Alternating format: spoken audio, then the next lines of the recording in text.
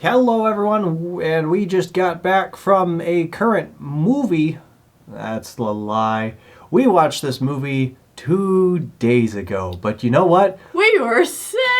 We were horribly sick. You can probably still tell, because I don't sound like my normal self. No, you don't. I think I'm starting to sound a little better. My nose is still a little stuffed up, so I'm probably a little lower register. But anyway, we went to go see Spies in Disguise. Finally! Finally, yes. This got delayed multiple times for multiple reasons. One, it came out the week that Sean and I were going on vacation, and then when we got back, We were sick. So yeah, this review's coming out now. It's fine. It's fine. Whatever.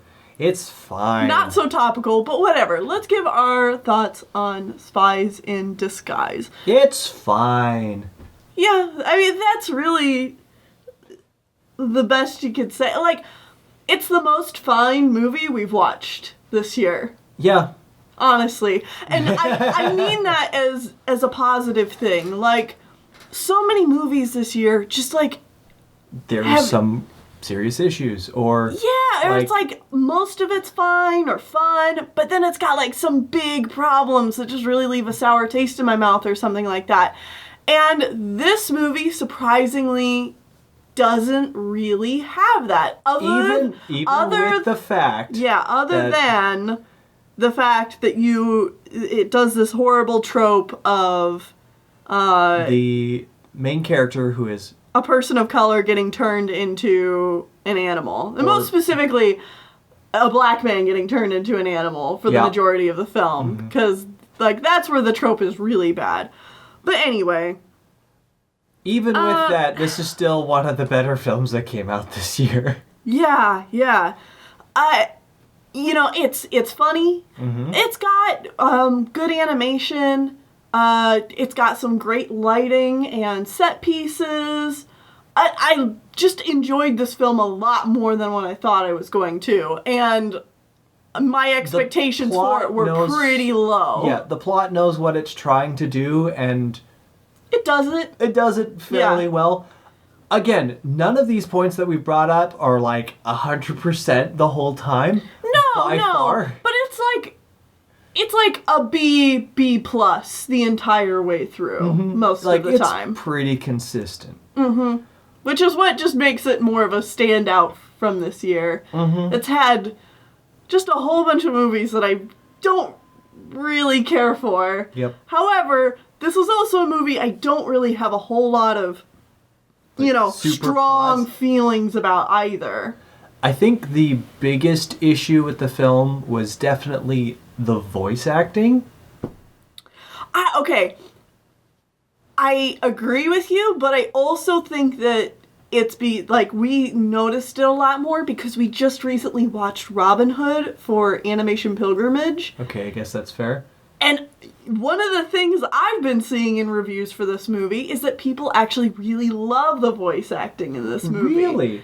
And Sean and I, when we were watching it, we were both just like, man, the voice acting in this just doesn't really suit the characters all that well. Like, Will Smith feels a little stilted most of the time. He's fine. He's fine, but like, the extra cast of, like, the 3 people trying to chase them down, I don't really like any of their reads ever. Reba McEntire as the FBI agent? Yeah, the government lady, like, her voice didn't really seem to fit that character at all, and having someone as iconic as Reba McEntire voice that character was more so distracting than anything else. And then Tom Holland was fine. Yeah, he's fine. I mean, Holland... I think his was the performance I liked the most, voice acting-wise. Mm-hmm. But I think after coming off of Robin Hood, it's just kind of a whiplash to go into this, like, celebrity voice acting age that we're in now, where the voice acting isn't necessarily how much personality they add to the characters, but more so the recognizability of those voices with these goofy characters. It's Will Smith! Yay! I love Will Smith. Yeah, it's funny. Will Smith's someone who I guess is more charming watching him live action than animated, which is Because, like, I liked this character. I liked Lance Sterling, but I was almost just like, wow, I wish I was just watching Will Smith versus an animated version of him. Oh, like you wanted actual Will Smith Yeah. playing this character. Like, I think he would have just been a lot more lively and fun if he'd been in front of a camera versus behind a mic. So you're kind of wondering if it would have been better if they tried to, like, emulate some of his mannerisms better? No, I'm just saying that he's not suited for animation. Okay, that's... I mean, maybe he's done better stuff. I don't know. It was fine. Like, it wasn't horrible by any means. I just feel like he would have been more charming, or he is more charming in person than he is behind a mic. I may be blanking out here, but I can only think of one other animated film that Will Smith was in, and that was Shark Tale. Yeah, and you know what? He's not charming there either. No, but that definitely wasn't all his fault. No. At all. That was a lot of, like, writing and animation problems there. Yeah. Ooh. Oh, Anyways, man. also, in case you're wondering, the Robin Hood review is coming out on Tuesday. Yes. So if you're like, you just watched Robin Hood, why can't I find it on your channel? That's because it's not actually out yet, but it'll be coming out soon. So yeah. Hold on to your butts. So yeah, that I think is a fairly basic review of our thoughts. I would suggest people go see it. Yeah, if you've been, kind of disappointed with the movies that came out this year, this one isn't as bad as the trailers made it look. It's actually pretty fun. Mm-hmm. I'd recommend it. There are still a couple of, like, gross out humor scenes here and there. Yeah, like not everything, like we said, everything's kind of in that B plus range, you know? Like, there's a lot of good humor, but then there's some that just don't hit. Yeah. No, yeah. Please don't. And your mileage may vary with the jokes in general. Yeah. That being said, I think I want to go ahead and switch over to spoilers so that we can talk a little bit more about the themes, because this is where I have a few more nitpicks. Yes. So before we do that, was there any trailers for new movies that we saw? We saw a new trailer for Onward. I still don't care. I still have the same feelings. Which is unfortunate. It's like, this has done nothing for me so far. These trailers look really awkwardly edited together, honestly, and it's bad. I hope the movie is better than the trailers. Anything else? We got a lot of, like, live action stuff. Yeah. For some reason, I forgot that the Artemis Fowl movie was being made by Disney, which immediately makes me a lot less interested to see it. Oh, oof. The Artemis Fowl, I'm interested in it because I've only read, like, the first half of a chapter of an Artemis Fowl book. You should read the book. Yeah, I should reread the books because it was a book that was right there at, like, the edge of... Like, I was just young enough that I didn't really have a good enough grasp on a lot of, like, technology and, like, technology-based information and words. So, Same. like, a lot of what goes on in that book is based around, like, high-tech gadgetry, and I'm just like, I have no idea what they're talking about. I don't remember anything about what I read, and I feel like I distinctly remember reading the book, being about, like, halfway through chapter 1, and then realizing that I had no idea what had happened up to that point. And so I closed the book, and I didn't pick it up again. I honestly think I'd enjoy the book more now than I did before, because it's a book about high-tech fairies that live underground. Yeah. And, like, the main characters are a rich...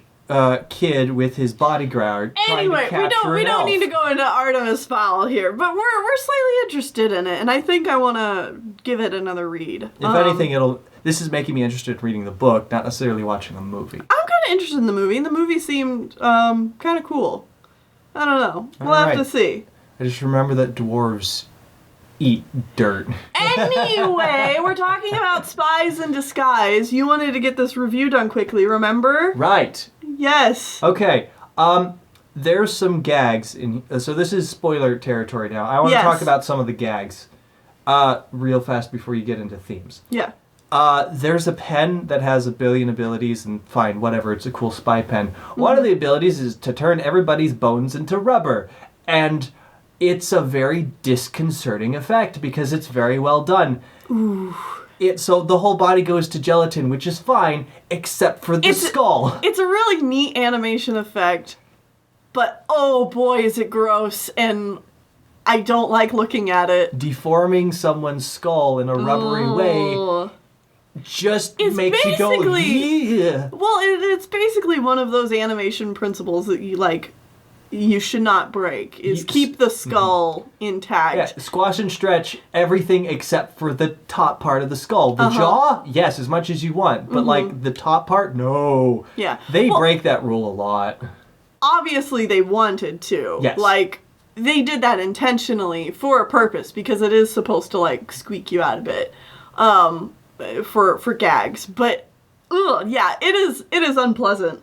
There's also a lot of just kind of, like, gross out humor that, you know, depending on how you feel about gross out humor, it's going to land or it's not. Oh, the bird is eating garbage. Yeah. Poop. Yeah. Bird pooping. Eh. A joke about a cloaca. Uh-huh. All right. There's a lot of it. Yeah. So, you know, be warned there. Yep. Anyway, I mostly want to talk about the themes with this movie and the characters, because I feel like this is where this stops this movie from being fantastic. Good. Like good? Yeah. Yeah, from being really good. As it is, it's a fine movie. It's a perfectly enjoyable watch, but the movie has a real hard time deciding who it wants its main character to be, and what their moral dilemmas are supposed to be. Yeah, and giving proper justification and backstory and follow through on their motivations. Mm-hmm. Because we keep bouncing back between Will Smith and Tom Holland. Mm-hmm. And the movie doesn't give either of these characters enough time to really stand out as the main character. Mm-hmm. And it also doesn't work as they're both the main characters, because we're just missing pieces that let us know who these characters are. They allude a lot to these backstories these characters have. Tom Holland is the son of someone who worked on, his mother worked on the police force. She got killed in action. Yeah, she got killed in action, supposedly, but we're never shown this. She died trying to save someone. We don't... I think it... okay. I think it was supposed to be more of like just because she was a police officer, she was inherently trying to help people. Right. And protect them. I don't think it was like one person in particular or anything. But again, the movie doesn't tell us more other than like one random line. But Tom Holland's character has such a strong moral conscience when it comes to... Don't kill people. Don't kill people. Even if they're bad, they deserve to live. And... you would think that this would tie somehow into his background with his how his mom died. Or like maybe she decided not to kill someone, which got herself killed. Yeah. Which would actually be really fitting with how he ends his story arc, because he's willing to sacrifice himself. Yeah, he's willing to save the bad guy. Yeah. Which is a very nice touch, because he doesn't kill people. And so he, in fact, all of his gadgets are non-lethal stuff, which is where the odds come in, because Will Smith is all about exploding and killing and everyone. Well, wait. I'm still talking about Tom Holland's character. So, it's weird that we don't get this backstory with the mom. We get a scene of it in the beginning, like when he's a little kid with his mom, and they make references back to it, and they show things to show that, she died. But they don't say what happened. And so it really just... there's no direct connection to why Tom Holland's character feels the way he feels. Mm-hmm. Okay, now cut over to Will Smith's character. We know nothing about his backstory other than the fact that he's... other than what they tell us. Yeah. Which sucks. Which is, he's just a really cool, awesome spy dude that just runs around and explodes and kills everybody. To get the job done, because he fights fire with fire. And so these two characters are obviously at odds because the one wants to kill everything to get the job done and the other wants to not kill anyone to get the job done. Well, and Will Smith is very... It's not that he wants to kill people, it's that he doesn't think that there's another way. Yeah, he thinks that that's the only way to get it done. Because if you don't hit first, good people will die. Yes. Which, you know, that's a pretty understandable mindset. Mm-hmm. And again, the problem is that we're told Will Smith has done all this bad... Will Smith's character... Sorry, I should clarify. We're told Will Smith's character has done all this bad stuff in the past, and our villain is even a victim. A victim of this. And we're not told if this villain was a bad guy. We're not told if he was an innocent bystander in all this. Well, they don't really clarify very well, which is a problem. Mm-hmm. But they allude to the fact that this guy was part of some sort of evil organization that Will Smith in the past went through and just exploded everyone, and this guy got out, like, losing his left arm, and his whole face got maimed up, which is why he now has a robot arm, yada, yada, yada. Uh-huh. And so he's just seeking revenge, because that's how you do when you let someone live after killing all of their friends and family. The villain's really close to being pretty awesome. Mm-hmm. Like, I really like this villain, but I was just waiting for a moment where we would really sympathize and experience what he went through. But again, the movie just tells us what he went through, so we don't get to experience it with him, and it just doesn't leave the same impact. Yeah. Or the impact it should.